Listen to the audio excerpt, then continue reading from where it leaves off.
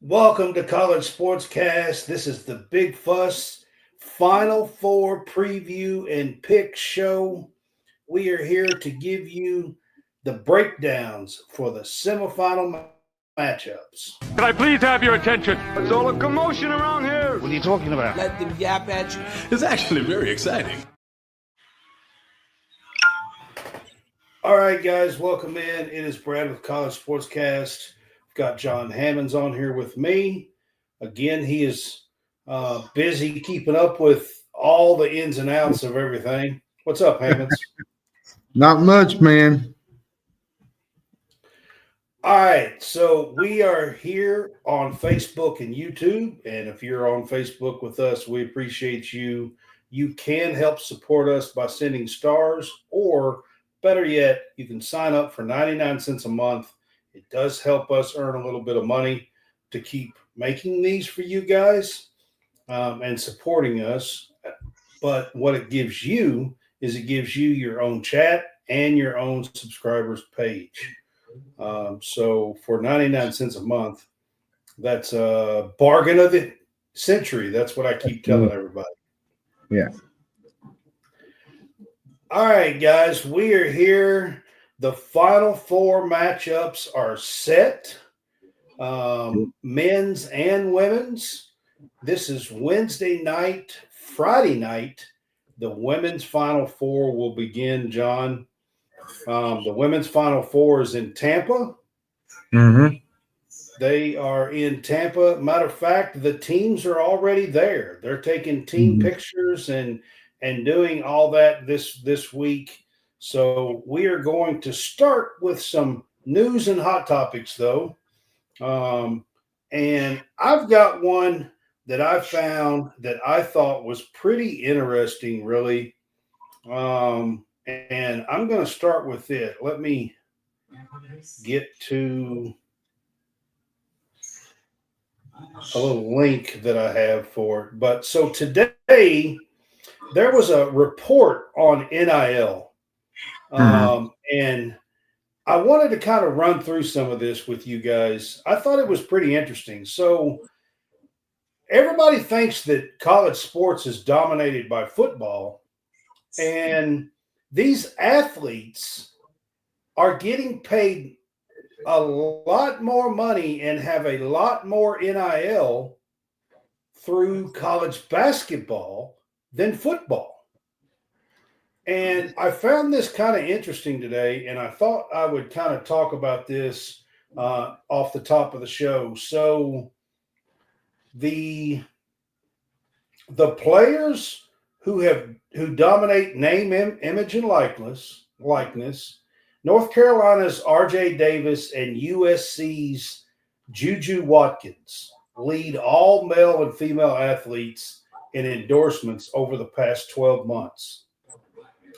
This is according to a sponsorship data company called Sponsor United. That is where this report is from. Okay, Davis leads all male athletes with 25 NIL deals. He has 25 NIL deals himself. Okay, R.J. Davis. All right. Now, there is an Arizona punter that has 21. Cash P is his name. Arizona punter. Go figure. I don't know that one. But he's followed by Travis Hunter, has 19. Texas quarterback Quinn Ewers and LSU basketball player Trace Young have 17. That's the top 5 male athletes. And then the female athletes, Juju Watkins leads with 20 NIL deals. The Cavender twins are second, tied with 18 from Miami. UConn's Paige Beckers and Oregon's Deja Kelly have 16. and Flajay Johnson has 15. So they're out of all of those top 5 on male and female, John. I find it interesting that eight of the 10 are basketball players. Yeah. Don't you think that's a little bit? You think football dominates everything, right? Yeah, I mean, if you look at football the last 2 to 3 years, you'd think about how dominant football would be. But, you look at the new NIL deals, you look at the new pay for play. I mean, it's getting really big in college basketball. It is. What's up, Jerry? Jerry says he was bored with TV, so he realized we were on and says, LOL. Thanks, Jerry. Appreciate that. Jerry's on with us a lot, so don't let Jerry confuse you. So, all right. So here's a couple of quotes that I found pretty interesting. So this NIL company is saying that the economy has grown the NIL economy has grown into a $1 billion business in college sports, guys. $1 billion business. Basketball consistently dominates NIL deals because it perfectly combines visibility, personality, and cultural impact. Sponsor United CEO Bob Lynch told ESPN. Players like Caitlin Clark and Juju Watkins aren't just athletes, they're compelling storytellers whose careers are closely followed from high school through college, Lynch said, adding that basketball culture resonates on a massive scale with NIL. I just thought it was pretty interesting to kind of go through some of this and to see the top athletes. 8 of the top 10 are influenced by basketball that have the most NIL deals. I thought it was kind of interesting, John. I thought we'd start off the top of the show with that. I do want to get to some awards that was announced today. Juju Watkins wins the Naismith Women's Basketball Player of the Year. John, it's a shame she didn't get to finish the NCAA tournament and she blew out a knee. But she had a fantastic year, nearly 25 points a game, 24.6, I think. She's just a sophomore. Hopefully, she will return from that knee injury. We might see her by the tournament time next year. Maybe. Yeah, she dominated ball this year in college. So unfortunate she had the knee injury, knocked her out of a chance to play for a Final Four, which pretty much ultimately really demised USC's ability to really go any farther. They Heck, had I thought they did pretty good getting to the Elite Eight without Juju. Yeah, Juju got hurt. They had some first quarter of the second pieces. game. They had some decent pieces in the backcourt, but Juju's what makes the engine go. And unfortunately, she got hurt, and that's just part of the game. Hopefully, Juju can come back next year and show out. All right. That's supposed to say Wooden Award. Apparently, it doesn't like when I type, but that's supposed to say Wooden Award finalists were announced today. 3 of them are playing in the Final Four that we're going to be talking about here in just a few minutes. Paige Beckers of UConn, Lauren Betts of UCLA, and Madison Booker of Texas headlined the 5 finalists for the Wooden Award. Now, those 5 finalists, the top 5, will one of those will be chosen for the Wooden Award Player of the Year. The other 2 that's on that list for the top 5 is Hannah Hidalgo from Notre Dame and USC's Juju Watkins. That is the top 5. John, The second five, who also made the Wooden Award finals list, the second five are Kentucky's Georgia Amore, Florida State's Tania Latson, Notre Dame's Olivia Miles, LSU's Anissa Morrow, and TCU's Haley Van Lith. Pretty good top 10 right there. Haley deserves to be on there. TCU's Haley Van Lith is the 10th name. Her story is incredible. If you haven't had a chance to really hear what she has to say, she said some really bold words in her press conferences, the post game, at the Elite Eight, and then before the Sweet 16, she had a interview, and she just kind of broke it down at how college basketball shaped who she was and her mental health issues. Props to her. Haley Van Lith has went through a bunch of stuff, and props to that girl for getting on that list. Yeah, I mean, listen, that's a pretty good top 10. Kentucky did have Georgia Amore on there in that top 10. I think that's an amazing list. It's an amazing accomplishment, to be quite honest with you, I believe. And just want to say congratulations to all those girls, and appreciate I just appreciate the women's game. I really love covering it.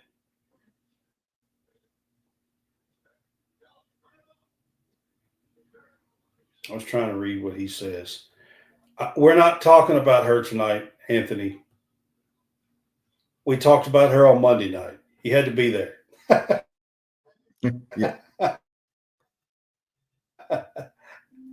You had to be there, Anthony. I'm sorry. What's up, man?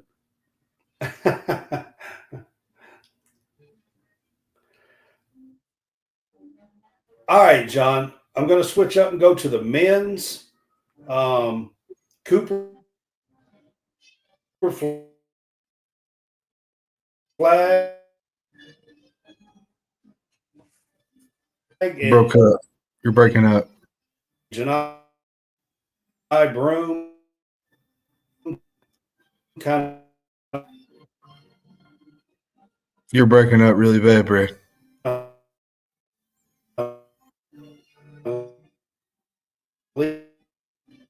Lead the men's Wooden Award list. Can't hear a word you said.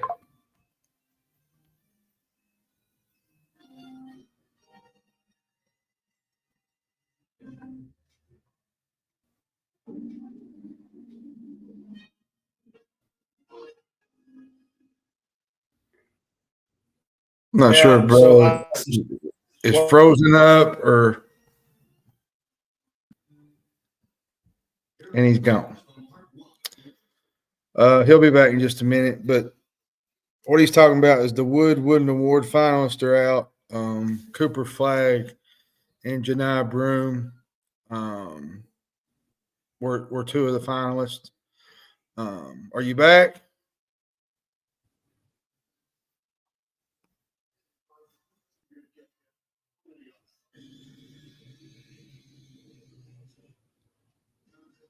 Are you there, Brad? I'm here. I got some storms that's happening tonight around me. So this could get a little ugly. I'm not real sure, but it's not real good weather around me tonight, to be quite honest with you. So bear with us while we try to do this. Yes, Cooper Flag and Janai Broom lead the men's Wooden Award list. The other three that's on the top five, the first team is Florida's Walton Clayton Jr., Alabama's Mark Sears, and Purdue's Braden Smith. That's the first team. The additional five is Houston's LJ Cryer, Marquette's Cam Jones, Creighton's Ryan Kalkbrenner, Tennessee's Chaz Lanier, which surprises me. Wisconsin's John Tonje. Is that how you say his name, John? Tonje, yeah. Tonje, yeah. That is the additional 5 that makes the Wooden Award final list. All right. Now, before we move on, John, could you hear most of that once it kicked back in? I did, Okay. Well, so I've got some storms and stuff going on. Ultimately, I think Cooper Flagg's most likely going to win this. He's been the main guy all season long now. There's some probably people out there that probably think Janai Broome deserves it. I think it all depends on who you talk to and who you think's better. But the thing is, JC wants to pick all 4 teams to lose. The Cooper Flagg train is probably going to win this when it all settles down. And I think they picked the winners, Stephen Decker, this weekend. I think it's in between games in the Final Four here, I think. Yeah. So it's within just a couple of days, 2 or 3 days. We'll know the winners. But it's during the Final Four when they pick the winners. And Jerry, yes, the weather's not good around here at all. So no, and bear with me because I kind of wanted to touch. I do have some weather stuff going on. Before we do the pick'ems, I would like to touch on the transfer portal a little bit. Before we get into our show, and we are. I got a couple more things. Yeah, we are. I'll get to it here just real quick. But my next topic is coaching changes. There's been, Willard took the Villanova job, and then Buzz Williams pretty quickly took the Maryland job, which leaves Maryland.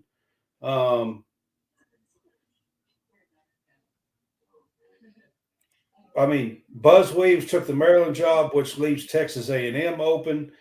A&M tried to get Chris Beard to come, and Chris Beard turned them down today, John. Was you surprised by that? Not really. I mean, he's found some success at Ole Miss. He won Big 12 Coach of the Year, 2 at Texas Tech, led them to the national championship game. I'm near Bowling Green, too. That's where Ole Miss doesn't have a big history of basketball. This was the first year since 2002, 2001 that they made the Sweet 16. You get the right NIL funds in there. I think they can make some noise. They can put together another roster. They can make another deep run last year, next year. He had a really good group of guys this year. Brakefield, Jalen Murray. They had a really, really, really good team. And, I think just this past week great hire by Maryland. They picked up Pop Isaacs. So I think Ole Miss has got a lot going down there, and I think Beard wanted to stick it out and continue success at Ole Miss, and I can't much blame him. Yeah, I'm not saying that. My surprise by it is Texas A&M has a lot of oil money, and they can afford a lot of NIL, which that was my surprise. He has done a fantastic job at Ole Miss, and he is building something there worthwhile. So that part doesn't surprise me at all. But here's my last question on the coaching changes. Do you think we're fixing to see a big domino effect, like one coach, like these? You got Maryland taken from Virginia, and then you got A&M taken from Maryland, and somebody's going to be taking the A&M spot. Are we going to see a huge domino effect? It's going to. It's sort of going to be like transfer portal open for a long time. Yeah, it's sort of going to be like, with the players, with the coaches. like you got with Buzz Williams, Will Wade, all these coaches leaving and finding better jobs and finding placement. I'm going to tell you, I really like this hire for Maryland. Yep. With Buzz Williams, and I'll tell you why. They might not be one coach in the country that is underrated than Buzz Williams. He gets the most out of his guys. They play defense. They get after you. He had Wade Taylor, probably one of the best point guards in the country, running the show for him. Now, he's going to have some tough luck here at Maryland now because he's not going to probably have those returnee guys next year. He loses Derek Queen, which is probably going to be a top pick in the NBA draft. He's going to lose Jacoby Gillespie. Last I heard, he's going to Tennessee. He loses Rice. That was another player that was really, really good. So he's going to have to rebuild A&M from scratch and redo everything over again. But I wouldn't be shocked if he put a good roster together because when Buzz Williams teams play, they get after you and they play defense and they know how to play ball. And being in the Big Ten, that's kind of up his alley, is that in your face, grind it out type game. And I think it's going to fit well with what he wants to do at Maryland.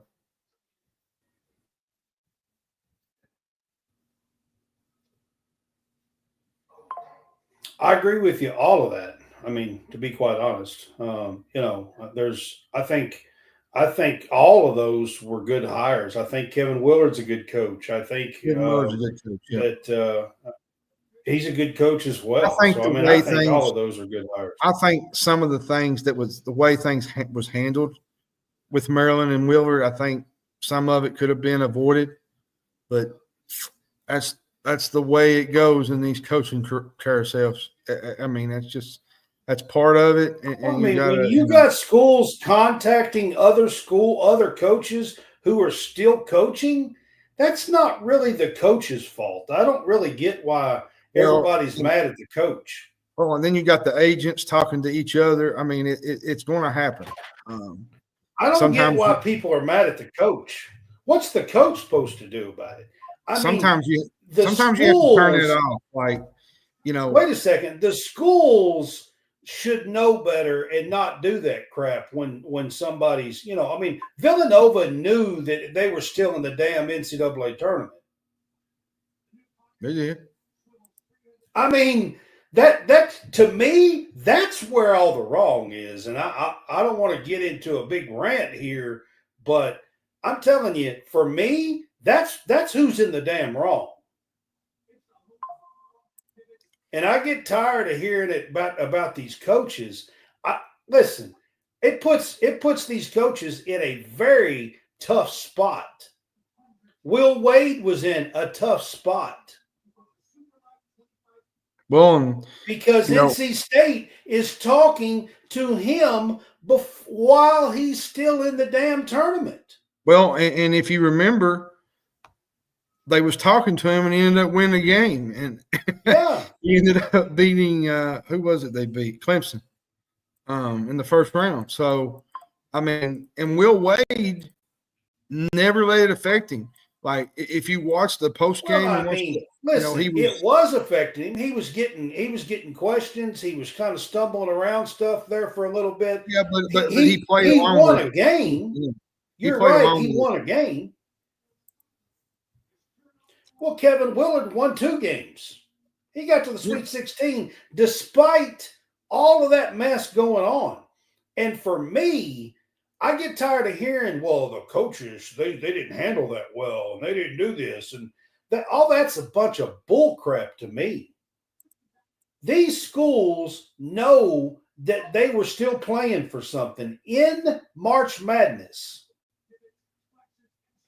That's what needs to stop, in my opinion. We better move on before Brad gets on one of his rants. Listen, I'm telling you, I get tired of hearing the stuff that's just dumb. They get put in a bad spot. It's not good, and it's not their fault. They didn't put themselves in that situation.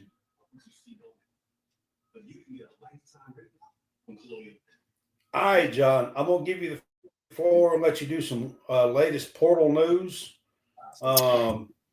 So I'll start real quick while you kind of get your thoughts together. On the women's side, Avery Howell from USC, who was the top recruit in the number one recruiting class at USC, has put her name in the portal tonight. John Briley Glenn, who was part of that K-State team, the Glenn girl that could shoot, she put her name in the portal tonight as well. The women's portal is crazy. Olivia Miles, who is the second team, top 10 player in the country, Olivia Miles is in the damn portal. Tanaya Latson, who is the sixth player listed on the All-American thing that I listed a while ago, is in the portal. The women's stuff is wild, what's going on. It is. And the men's is right on target as well. You know, Silas Demery, former Georgia transfer, he's probably not coming to Kentucky. According to what I've seen tonight, that he's more a UConn lean, and he got a crystal ball to UConn. So it looks like he's going to UConn. Keyshawn Hall was another Zoom meeting that we've done. He's officially going to Auburn. Big time pickup. He's probably one of the talented wings in the portal. He averaged 18 points a game. Me and Brad talked about him before we got on the show. He can fill it up. He can really get when he gets going. He's hard to deal with, and Auburn got a big piece of him for next year and beyond. I'm trying to see. There was a few names. Dusty Stromer led the Big 12. And Dusty Stromer, the Gonzaga guard that gave us fits in December, he's going to Grand Canyon. It was just announced a few minutes ago. He's going to Grand Canyon. And I'm going to say this from a Kentucky standpoint on the portal. You know, I understand why fans are frustrated, but you got to remember, Pope put a roster together last year when there was nobody there. We had nobody. I mean, you had Z going to Arkansas. You had Wagner going to one point when he started, and let me remind these people that his first the first commitment that Pope got last year was April the 21st. It was Amari Williams from Drexel. It was April 21st. He was not his press conference wasn't until April 12th. On April 2nd last year, John Calipari was still our coach, and we still thought that the recruiting class he had was going to be here and everybody and everything else. So let me remind you that Pope had to put 12 players together because the only player he had was Travis Perry. See, now I will agree a little bit about the point guard options. They're kind of dwindling a little bit, but maybe there's a guy that ain't in the portal. Maybe there's a guy that we've not talked about. I understand it from a fan's point of view. I wish the media would calm down. I do. And I'm not talking about the real media. I'm talking about the media the people on X that thinks they're insiders and feeding information. Here's the thing Chris Fisher brought That's out a what I'm good talking point. about. Chris Fisher brought out a good point last night. Was it last night? Yeah, it was last night. He said, if you have not earned Pope's trust based on last year's haul, you got to let the process play out and reserve judgment until you see the finished product. He said, I'd venture that there's probably some players that haven't even some good portal players that haven't even hit the portal yet. And venture, there's still 3 weeks open, and you got all these coaching changes. Let me remind you, every time a coach leaves a school, the portal's open for 30 days for that school. Well, and then you got a dead period here, which me and Brad was going on about from April 3rd to the 7th. And then you got the house settlement which thing. is dumb. How do you have a dead period right in the middle of the open window for transfer portal? That's the dumbest crap. NCAA is so stupid.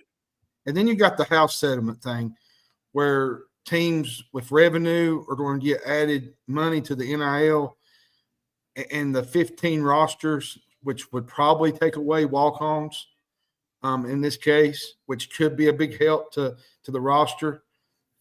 Pope is doing his due diligence. I don't think Pope is sitting back not doing nothing. Listen, folks, he went to Chicago to see Yaxel Lindenborg. Yeah.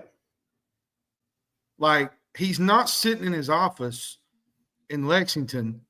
How do you have a dead period right in the middle of your open window for the transfer portal? That's the dumbest. The NCAA is run by the dumbest people that's ever lived the earth. I mean, seriously. Let's think about this, Brad. Last year, let's look at this from last year. Who had the best portal? It was Baylor? Yes, Arkansas. Jerry. Every single time a coach leaves, the portal is open. So all these coaching changes, it's not open for everybody. It's open for that school. So Villanova, Texas A&M now has an extra 30 days from the day he took the job. Whoever takes the Texas A&M job, wherever he comes from, McNeese State has a portal open. I mean, all these for 30 to every time a coach changes, their portal is open for 30 days. See, and here's the thing that people don't understand. It's not about the name of the player. It's about the fit. Putting pieces together. You look at last year, Brad. The 4 teams that done really well. Coach trying to do. That done really well in the portal. Baylor, they got 2 top 10 transfers and Omer and Roach, right? Then you had Arkansas that got Jonas Adu and John L. Davis. You had Indiana. Yeah. Indiana was another big one that had some big time portal entries. And then you had Kansas, which we saw how that ended up with A.J. Storr, Ryman Griffith, Zeke Mayo, just never did fit. The pieces never did fit. So here and then here's what I want to say before we move on to for the girls' Final Four. Not everybody's an insider. I'm telling you, these people wear me out. They wear me out. Sometimes you just need to shut the hell up. Seriously. Here's the thing that gets me. We got these, I wouldn't call them fake Kentucky fans. They're Kentucky fans. But they're on these different boards saying, well, we got Yaxville or we got Keyshawn Hall. I heard this. I heard that. There's going to be a crystal ball here. And listen, me and Brad are trying to get into media, okay? That's one job I would not want. But I'm going to tell you this, John. I know a bunch of media people, okay? In real life, I know people around Kentucky program, okay? But I'm going to tell you this. It isn't easy to get inside scoop that really resonates and is true. And I know people. It's not an easy job. These people that think they know something, that put something out. Well, in the whole thing behind a paywall, I get it because they're trying to pay for their family. Well, I'll tell you what. You don't see me, and I know some people, and you don't see me putting stuff out. You know why? Because I'm not going to get blamed for this and blamed for that, and I'm not going to. And trust me, I know a few people. I hear a few things. Wireman. I'm not a big insider. I'm not going to sit here and tell you that. Wireman, tell me this. I want you to answer this, Wireman. One wrong move, because you've been with Nation of Blue for, I don't know, a long time. Yeah. One wrong move, and your credibility is smashed. you're done for. People won't believe a word you say. You know, that's why I don't want to ever be an insider, because there's too much stuff going on in this portal stuff. Let me say this real quick, Brad. When you're I in heard this, some stuff. I heard some stuff this morning on the Magoon thing. when you're in this, I've kept my mouth shut. I'm not, when you're because I don't know if that's true or not. But when you're in this portal stuff, things change hour after hour. Like, okay, for instance, I'm going to give you an example. Say we're talking to Yaxel, okay? Say I'm inside and I hear every little information that's going on. Well, Kentucky's going to drop 2.5 million on him. Well, here comes Auburn. We're going to drop 2.6. An hour later, 30 minutes after you talk to them, they get another phone call and get more money. How the hell are you supposed to keep up with that all the time? You know, I understand it from a insider. That's your job. And you know, with the whole paywall thing, I get it, because you're trying to support your family, feed your family for your job. I get it. I want to tell you something. I respect Jack Pilgrim for what he does and how he tries to get information. He's one, to me, Brad. I don't know if you know him personally, but to me, he's one of the best. Jack. He's one I'm of the telling best. you, I know a lot of these people. Yes, I know. To me, Jack he's one of the best when it comes to this stuff.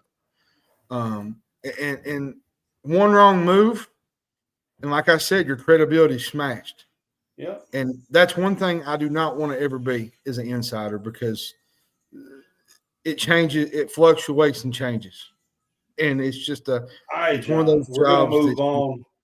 We've been talking about that for 10 minutes, different portal stuff. So, but we're going to move on. We're going to get to the Final Four stuff. I want to have a little bit of time here to kind of break each team down, break the games down. Like I said, the women's Final Four is in Tampa, and two SEC teams here, John. The SEC gets 2 in the women and 2 in the men. And unfortunately, or maybe it's fortunate, I'm not real sure how you see it, but in each one, they play each other in the semifinals. The first one here is Texas versus South Carolina.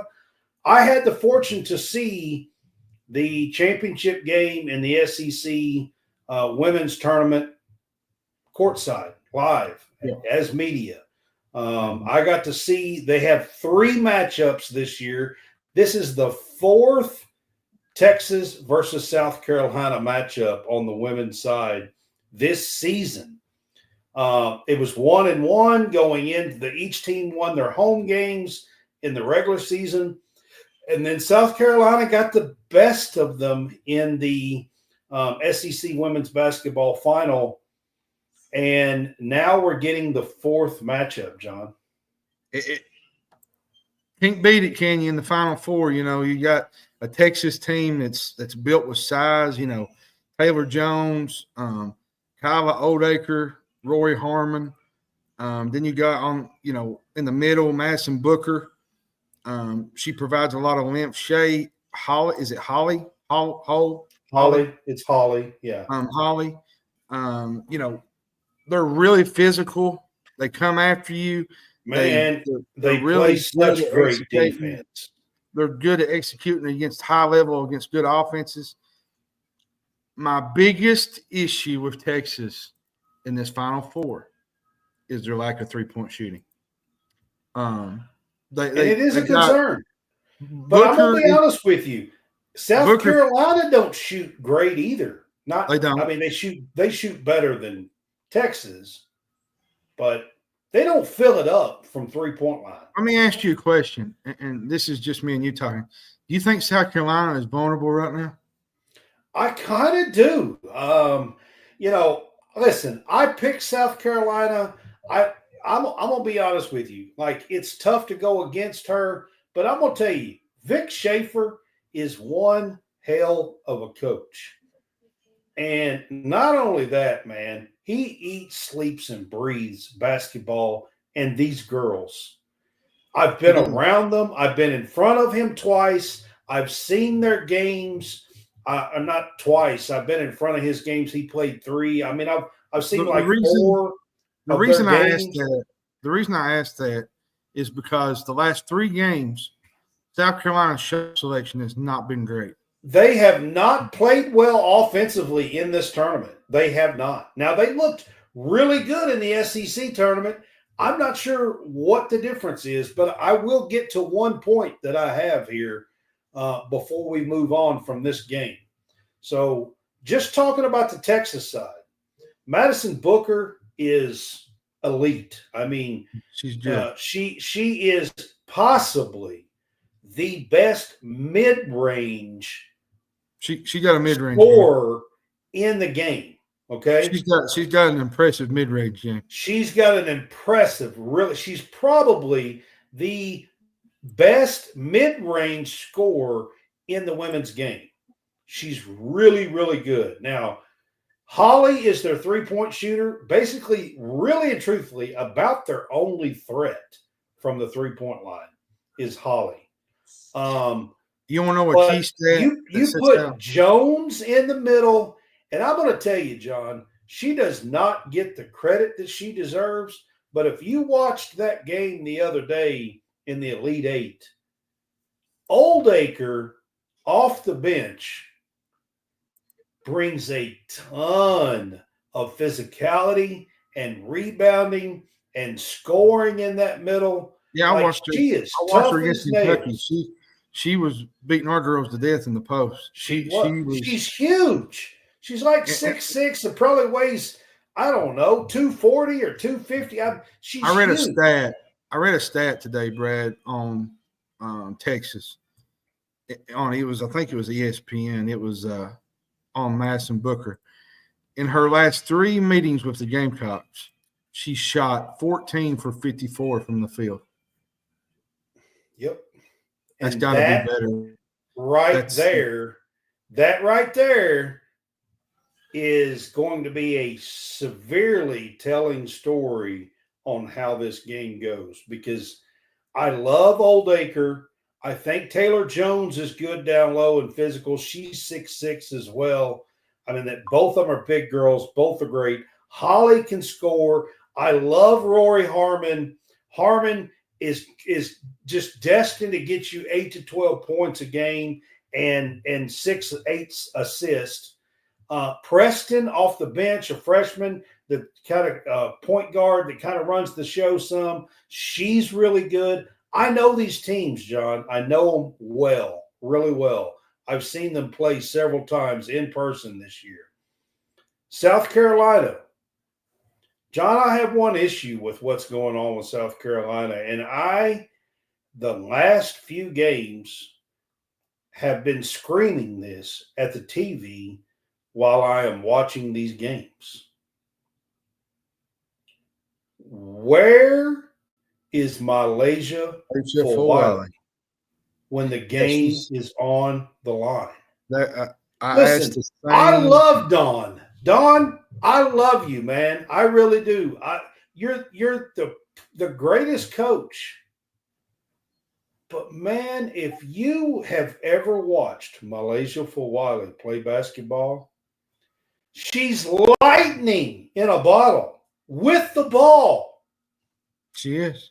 She's lightning. There is nobody, and I mean nobody, that can keep up with her. Well, and that's with her with the ball. She is blowing by everybody on the court.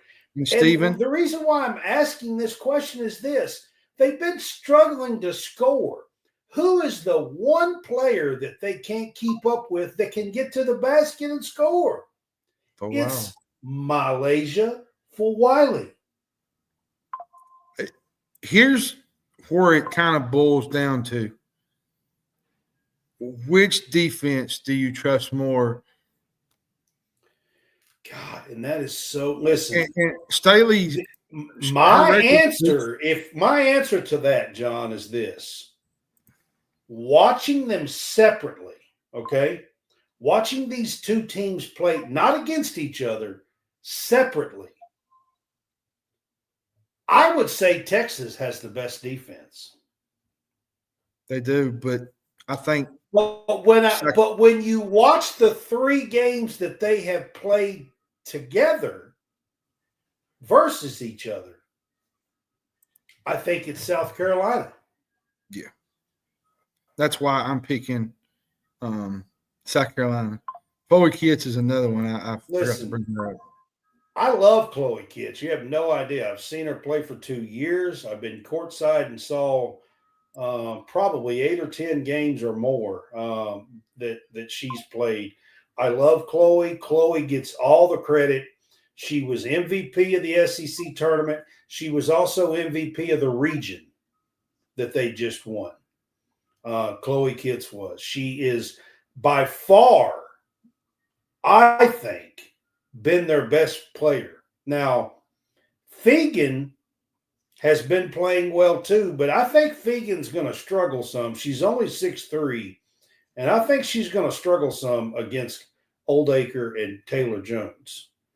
But the one that's got to step up and play like she does is Chloe Kitts.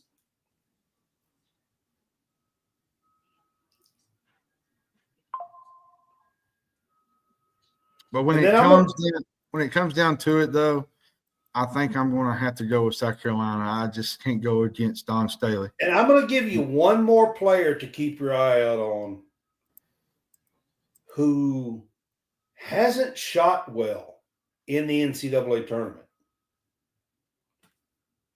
Tahina Paopao needs to step up and hit some threes for South Carolina to relieve some of, because they've been playing through down low. They can't hit anything. Bree Hall hasn't hit anything. They've just struggled outside. And it's really clogged up the outside, and they've struggled scoring. Hall or Tahina Paopao have to open it up and hit a few threes. I was getting ready to say that, Brian. He said, by the way, fans are tracking a plane with Pope on it right now. Our fans are nuts, man. Yeah, they are. They're nuts. When John Calipari at one point said, "You people are crazy," that's exactly what he meant. All right, so man, this is a tough game. I love both of these teams. I actually really, truly respect both of these coaches and the work they put in, how much they love their kids. This is a tough one. And I can't go against Dawn, but they really haven't played well. So it kind of scares me. But I think I'm going to go the Gamecocks here to get to the finals. That's where I'm at.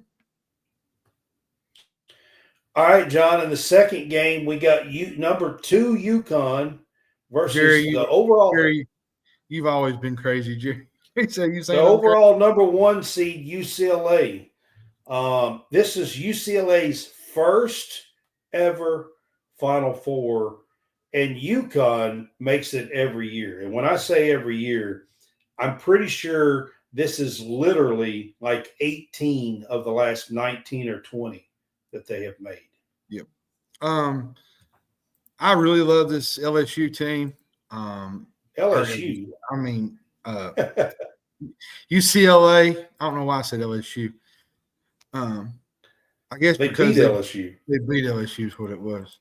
Yeah. I really like this UCLA team. Yes, I think Jerry, they're really good. You know, the thing that really bothers me is they don't have a lot of Final Four experience. They do have Lauren Betts. She's one of the best big girls in the middle. I think she's really, really good. She's going to create some problems for UConn. Then you've got Kiki Rice, her playmaking ability, Tamia Gardner's three-point shooting, Jacquez, her just overall feel for the game. But then you look over and you got UConn, and they haven't won. Vasquez, isn't it Vasquez? Yeah. And they haven't won a title since. You remember Jaime? Jaime, yeah, it's his sister. So both of them took UCLA to the Final Four. Just a little tidbit there for you. Yeah. And then you got UConn, which, I've watched UConn all year. Their offense is really efficient. Fudd, Beckers. This team can score. When they're healthy, Well, they're they can score when Paige Beckers is playing the way she has been playing.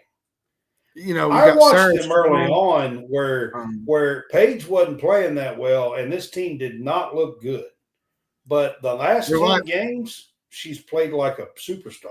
I think where I'm kind of uneasy about UConn is their lack of size against Lauren Betts. Yeah, me too. How are they going to neutralize Lauren Betts? Like, she's a lot to deal with in the post. She can really get after it. Well, the only way UCLA's got a chance in this game is she's got to dominate. Betts has got to dominate. She just got to go off. Strong's got to play big too. I think Strong's got to play really big. Very strong for UCLA. You can't get in foul trouble. But I'm gonna give you my pick real quick early. As much as I really love the fact that UCLA got here, and they've had an unbelievable season. They've done some really great things. I think two of their losses, three come to USC. They've only got 2 losses, and both of them are to USC. USC, yeah. So, but I think I'm going to go with experience here. And Gino, it's hard to pick against him in the Final Four. And I think he'll be playing Don Staley in what will be an absolute thriller. Just war. I mean, if you miss that game, you need your basketball card pulled. You get to watch no more basketball ever in your life if you miss. But I'm not saying UCLA doesn't have a chance. I think where they're going to have to really work is give the ball to Betts and let her go to work, because I don't think they're going to be able to. They're going to have. I don't think Vasquez can hit threes like she did the other night.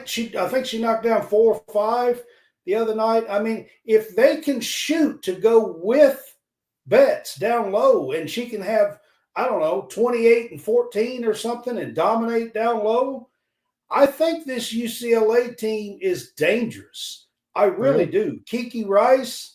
I think this team is dangerous. Now, having said all that, I'll say this: have you seen the way Paige Beckers is playing in the NCAA tournament? She's having herself a ball. I mean, she's had 40, she's had 34, she had 31. I mean, she's been 30 plus every damn game. Here's the problem that you're going to have. Lindsay Gottlieb mentioned it the other night in a I think it's post game. You're playing against a team that likes to spread the floor and you can go 5 guards. Yep. And they got the Chan girl. But I don't know if that'll work against Lauren Betts. No, they'll have to do some other things to kind of neutralize that. Yeah. But I'm going to go UConn. I'm going to go UConn. And then for the title game, I'm just going to go ahead and pick mine. I'm going to pick Don Staley. I think they're coming in here with a purpose. I think they got something to prove. I think, the last 3 games, they haven't played really great. Shot selection hasn't been great. But I think when it's all said and done, she'll be lifting another title up in her office. And unbelievable what she's done. I mean, she's the GOAT of women basketball, I think. You can. Well, let me pick my game. Let me pick mine here. Gino's there, but I think she's one of the best. UConn and UCLA game here. This one's a tough. Both of these games are tough. Everything in my brain says to pick UConn here because of the way Paige Beckers has been playing. But, man, sooner or later, she can't hit 35 again, right? I mean, You would think she's going to have an off night here. You would think. Well, this is where she plays her best. I get it. I mean, she's a superstar and she's playing. I get it, but there's something in my brain that tells me that she might have a struggle shooting night here and be, I don't know, 6 of 21 or something. She's still going to have several points, but just struggle shooting. And if Betts and company can shoot the ball and play well, because UConn's going to run. This isn't going to be a low-scoring game. The Texas-South Carolina game will be lucky if it gets above 62 points. Yep. 64. This game will not be a low-scoring game. This will be in the 70s or 80s. I would almost guarantee it. This game will not be a low-scoring game. I think UCLA has a chance here. So just to be different, I'm going to pick UCLA to match up against South Carolina, which will be interesting because UCLA is one of the teams that beat South Carolina this year. Yep. They beat them early in the season, preseason, and beat them by 10-plus points. But I think the revenge factor would probably balance that out. And all right, so finals matchups, you said UConn. Just to throw this out there, UConn actually went into Colonial Life and ended their streak. Yes, there's different variables for this championship. And beat them badly, like 30 points. South Carolina played terrible. UConn filled it up. Beckers filled it up that day, and they played terrible. Beat them, I don't know if it was 30, but it was bad. It was 20. I know it was 20 plus. It was around there, yeah. Yeah. So both of these teams, interestingly enough, beat them this year. So there's going to be a revenge factor because of that. John, just like what you said, I am picking the South Carolina Gamecocks. I can't go against them. I think Don's going to get them fired up because these teams are the teams that beat them. Interesting enough, South Carolina's lost 3 games this year. Do you know what 3 teams they lost to? Texas, UCLA, and UConn. Yep. South Carolina's lost 3 games this year. The 3 teams that's in the Final Four besides them is Texas, UCLA, and UConn. Yep. That's why I said I think Don's coming in here motivated. Now, don't you go out there and say that I said Don loses to all the teams because Don also beat Texas twice. She did. But one of the games she lost to them, and then she lost to UConn and UCLA. That's the only game she's lost all year. All right, John, we're going to switch it up and go to the men's.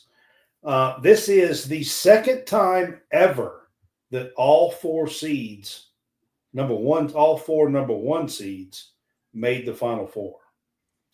The only other time that it ever happened was 2008. Yeah, you got Cooper Flagg going up against a really good defensive team in Houston. You got Auburn, Florida, all SEC matchup. Both of them can score. I like Auburn's defense a little bit better than I do Florida's, but I like Florida's offense a little bit better. Can't beat this. Like, if you're not watching the Final Four next Saturday. Listen, this is going to be incredible. These are like 4 of the top efficient teams in KenPom ever. All 4 of them are in the top 10 overall ever. This is like elite. The stars are coming out for this one. Teams and matchups. Are you going to do the Florida game first? Okay. Yep. So the first game Saturday night is in San Antonio. These games are played in San Antonio. We got SEC matchup again, John. You do. You got Janai Broome, senior leader for Auburn. You got Walter Clayton Jr. Broom's been on a tear. He's averaged 23 points per game in the last 2 games. Clayton Did you see that Dick Vitale fell for a Broom was going to be out thing? Yeah, Did you see that? April Fool's prank. Yeah, I felt Yeah. bad for the guy. I had to throw that out there, but it was kind of funny a little bit. They ain't nobody in the country right now, Brad, that's playing better than Walker Clayton Jr. No, he's playing at a level that he just broke off a 30-point performance. He scored 23 plus in 3 of the 4 tournament games. You look at this game, and he handled that game against Auburn in Auburn. They shot the ball, I think, 60%. So there's going to be a revenge factor because they got them in Auburn. I like Florida in this game. They're really good from the free throw line. They have some edges at guard. Now, I'm not going to lie. I love Auburn. I like Miles Kelly. I like Pettiford. But it feels like Florida. Pettiford's had some good games as well. It just feels like Florida just has that edge about them. They get behind 8 points against Texas Tech. They come back and win the game. They got behind 3 to UConn. I'm going to be honest with you, John. The last game, I thought they were dead in the water. It just feels they closed that game the last 2 minutes and 52 seconds on an 18-4 run. Yeah, it was. And Walker Clayton hit some unbelievable shots.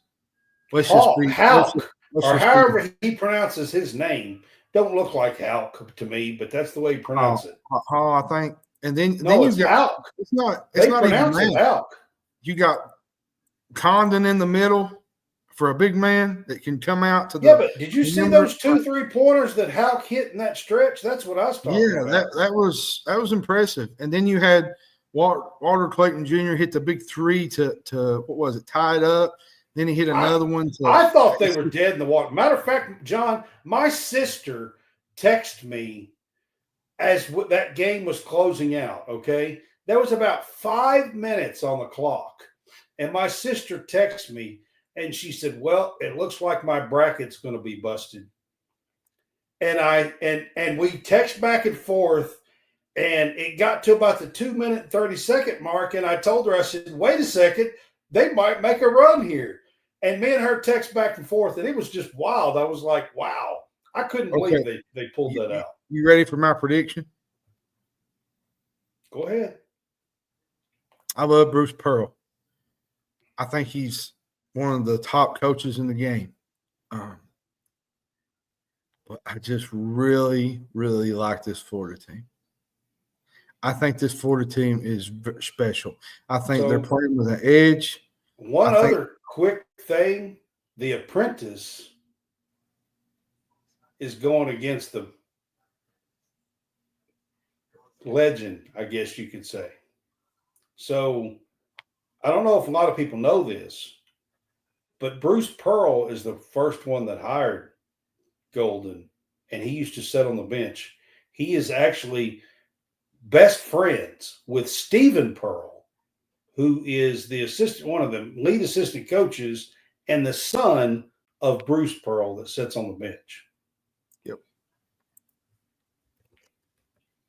And I just think I'm going to go Gators here. And if people don't remember, Todd Golden used to play basketball too. He played for St. Mary's. Sure did. Yep. Todd Golden did. Played from 2004 to 08, I think. He got a job at San Francisco. Actually, I think he started – where did he start at? He started at Columbia, his coaching career as assistant. He coached at Auburn for, 2 years? Uh-huh. And then he went to San Francisco and got the job out there. But I like this Golden guy. I think he's going to be motivated to win this game, and I'm taking the Gators to make it to the national championship. God, I really thought you might take Auburn here. Man, it is so hard to pick against this Auburn team. It is, man. What? But this Let me Florida tell you. team, Let me tell you what is so great about these teams. And this is something I want everybody to notice about college basketball. I thought the last 2 or 3 years this was the case as well. But both of these teams can go like 10, 11, 12 deep. And they run players in and out. Nobody, I mean, you got 1 or 2 players like Broom or whatever that play a lot. But, I mean, most of these players do not play 35, 40 minutes a game.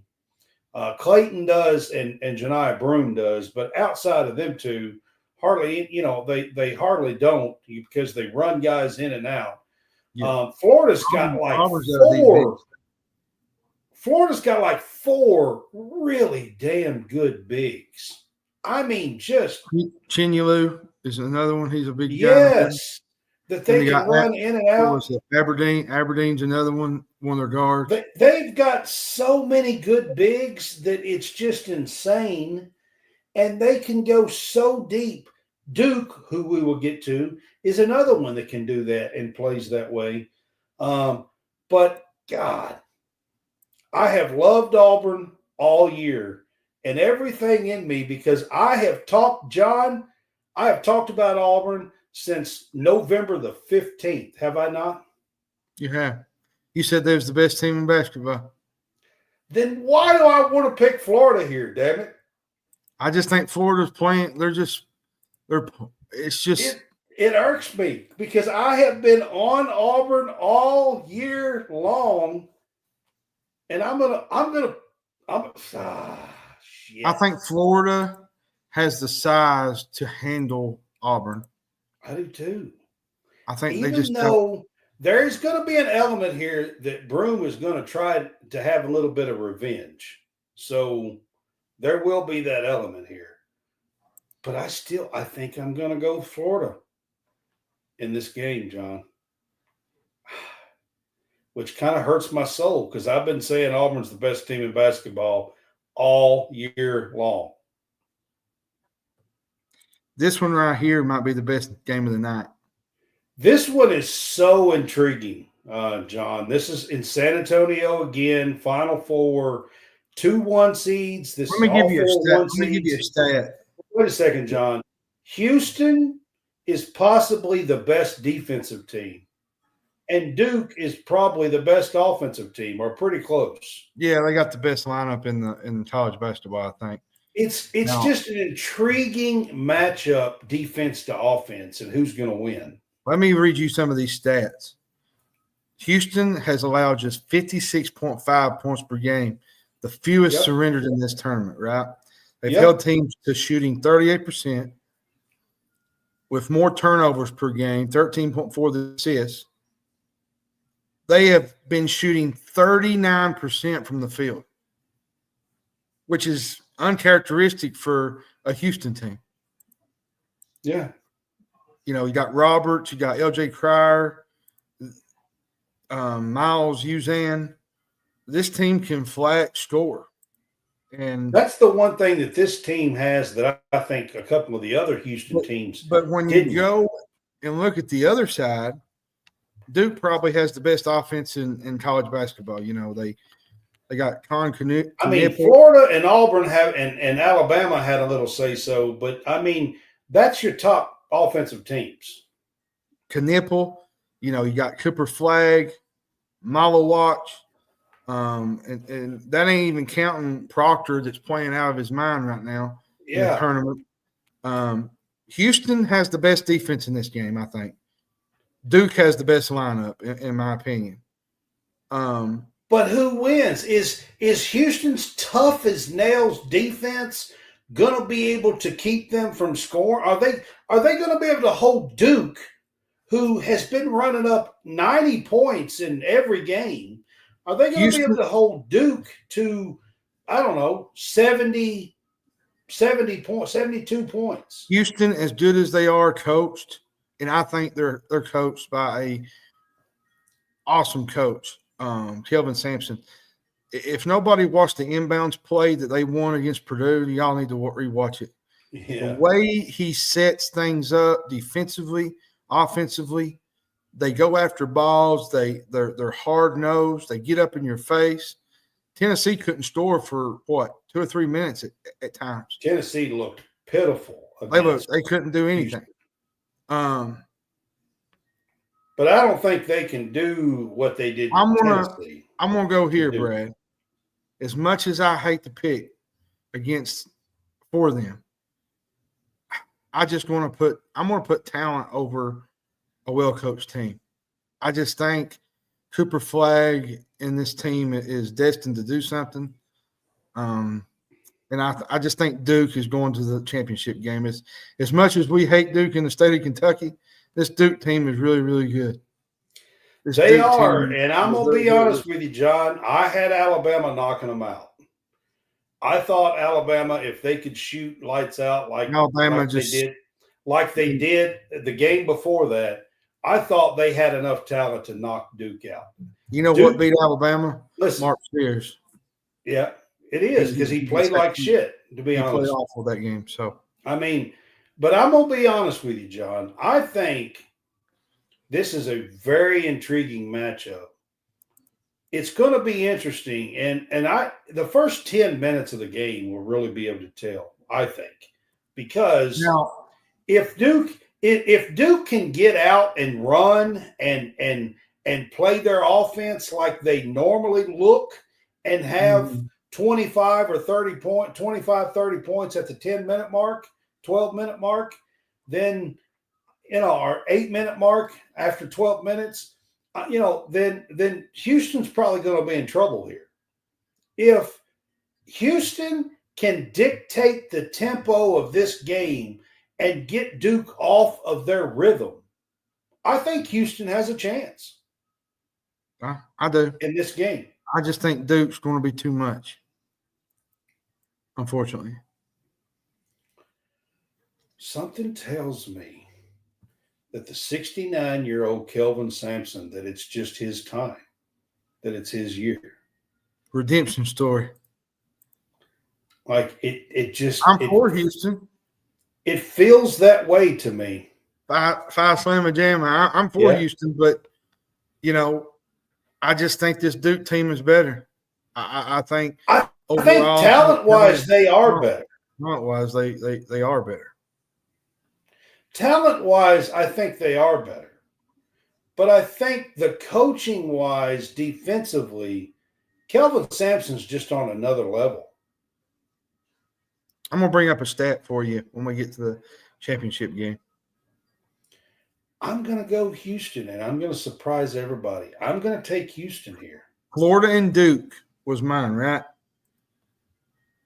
Yep. Florida went to their first Final Four in 1994, right? Yep. Years later, they meet Duke for the championship. And in that time, Duke had been to their 7th title game and 11th Final Four. So they had been there a couple times, a few more times.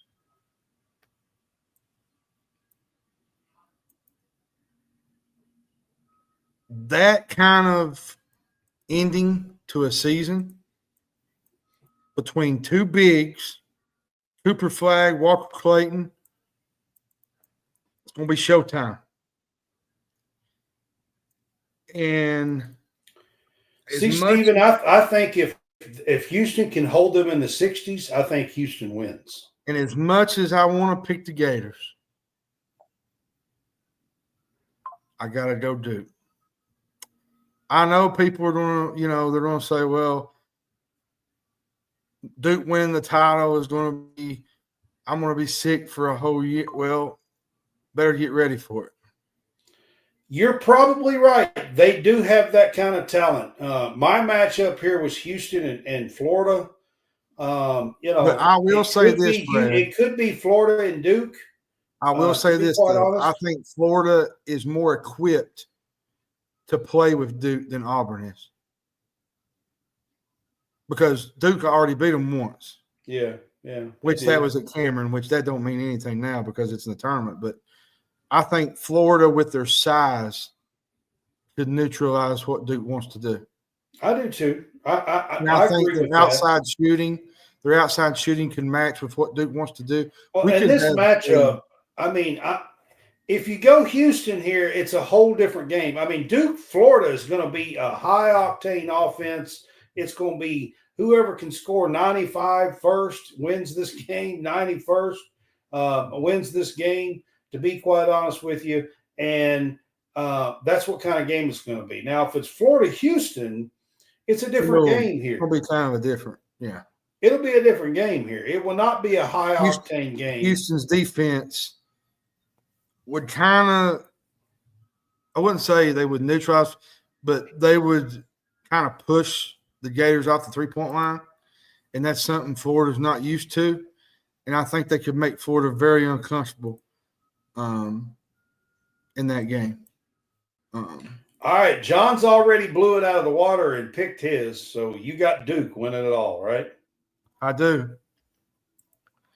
But if Houston, I'll say this much.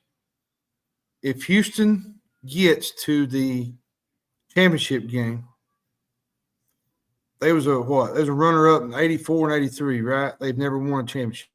Yeah, they've been runner-up. This will be the first time they've ever been since the Clyde Drexler, Hakeem Olajuwon, and what was the other guy's name? What was his name? I can't remember right off the top of my head. I watched all those games. I remember them, but I can't.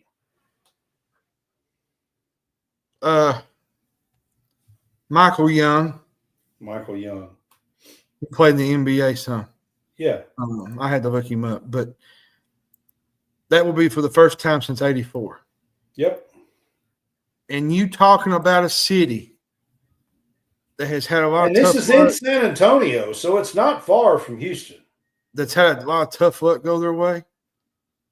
Just think what a championship bringing one back home to Houston would feel like. Oh, man, they would just, like, seriously, if they can win it. But I'm going to be honest with you, John. I picked Florida in my brackets. I'm going to stick with my guns, and I'm going to pick Florida to win this thing. I really like this team. I love what Todd Golden has done. I love the size and the guards that they have. I love that they have 10 or 11 guys. Well, what they do, they have 4 or 5 bigs. Walter Clayton Jr. is just an assassin. Well, what they do is they bring one of their guys out, and it forces you to guard their big man, and then it opens up everybody. Like, their offense is run so smoothly. Like, I was watching the Texas Tech game, and there was times where just every single play, like pick and roll, with for Clayton, a lot, like it was just beautiful basketball. Elijah is just a bulldog on the floor. I mean, I don't know. I could be wrong, but I feel like the Gators get another title here. I think they get one too, but I still think the talented team in this whole Final Four is Duke. When you look at Cooper Flagg, Proctor, then you got. You don't get the credit. People don't talk about him, but Knipple is talented as hell. Knipple can shoot, and that's another X factor in this Final Four that if he gets hot, look out. Yeah. All right, guys. Sunday night is the national championship game for the women's. So here's the deal. We did a live stream for the national championship game for football. So I thought it'd be cool if we do some live streams for the national championship games for basketball. And I'm going to try to have the same guy on, Will, that was with us for the football, and have him on for these Sunday night, the national championship game for the women. I thought we would have our College SportsCast national championship game live stream and just talk about the game and talk about the action. We can't show the game, but we can talk about it. And if you guys saw the championship game for football, we did the same thing. If you show the game, we'd probably be blocked out of here. Yeah. We probably wouldn't have a podcast anymore. But we can talk about the plays, commentate, do things, and talk about the action, talk about players, talk about the coaches. And bring things up. It's actually at 3 p.m. Eastern Sunday. It's early. It's at 3 p.m. I didn't look and see. It used to be on Monday. It used to be on Tuesday night after the men. It did, but it's on Sunday this time. Changed a lot. It's changed. It's Friday and Sunday this time. So on Sunday afternoon, then we will be doing a live stream for the national championship game for the women to kind of close out the season and celebrate the winners and the champions. And Monday night, Monday night we're going to do a Kentucky show, or is it if we have a? Nope, we're going to do a live stream national championship on Monday night. We're going to do the same thing on Monday night for the men, and whoever's playing in the game, we will talk about the plays, we'll talk about the action, we will talk about the score and who's leading and who's like got 20 points and everything else. We'll talk about all the action. We'll talk about the winners. We'll talk about then we'll get into some later next week or the week after. We'll get into some spring ball stuff for football. Yeah. Actually, the football spring portal opens while basketball is open. It opens April 16th. So for a week, imagine this, John, for a week between the 16th and the 23rd, you're going to have women's basketball, men's basketball, and college football portals open at the same time. And then you're going to have I lost train of thought. I'll give it tomorrow. The draft. We'll cover. Well, the draft I mean that with the draft, but there was I can't remember what it was. I'll think of it. Yeah, 3 p.m. Eastern on Sunday is the women's. It's on ABC, and we will cover that. And then the men's is on CBS. But we won't be showing the games. We'll just be commentating it and doing a live stream and talking about players and things and plays that's going on and timeouts and reviews and all the crap, bad calls, anything that's going on in the game, we'll kind of be talking about. So just wanted to put that out there. That's going to be our next two shows. I thought it was fun doing the football one. John and I really kind of liked doing the national championship game. I was half asleep during most. yeah, because it was late. It was late. Football, yeah. In football it was like a 4-hour show. To be fair, it was a little late. Yeah. So, but it was pretty fun to do. And here in a couple of weeks, I'm gonna look at some football stuff, and I'm gonna give you my early top 25 for college football because I didn't do that last year. I think I'm going to do that this year. There's some pieces that still need to be kind of rearranged on some teams. I will say this. Mark Stoops looks motivated. That's all I'll say. He looks like a different motivated coach. I'm not buying. Not until we're 3 or 4 games in. I'm not buying. I'm sorry. I'm just not this year. I'm not buying. You got to prove to me. You got to prove to me when it comes to Kentucky football. You too, Jerry. You got to prove to me that you have changed the culture, that you are going to have some discipline and create a little responsibility within that locker room, because those are some key things. So I got to see it on the field. And then I'll tell you if I think anything's changed about 3 or 4 games in. Gary said, "Take care, fellas." By the way, I put it up there. I I didn't appreciate know. you, Jerry. I didn't know.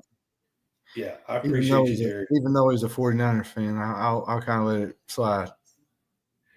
All right, guys, we're going to close this up. I hope you guys enjoyed this season, enjoyed the basketball. We're going to close this up with 2 national championship game live streams. Close up the basketball season is what I mean. So look for Sunday night at 3 p.m. Eastern time. We will probably jump on, maybe 10 minutes before the game comes on, something like that. So look for us about 10 minutes before 3. We will jump on and kind of introduce the game and things of that nature. And then Monday night, we will do the same thing. We'll probably jump on about 10, maybe 15 minutes before for the men's side and kind of. And we're still routing Stadium Rant. You forgot to mention that tonight. Yep. Stadium Rant's been at the top of the screen the entire show. So we appreciate you guys, Steven, Jerry. There's been a few others on here with us tonight. Michelle Sullivan was on here with us tonight. There's been a few others as well. So Wireman was on. Kevin Nottingham was on. There's a few others.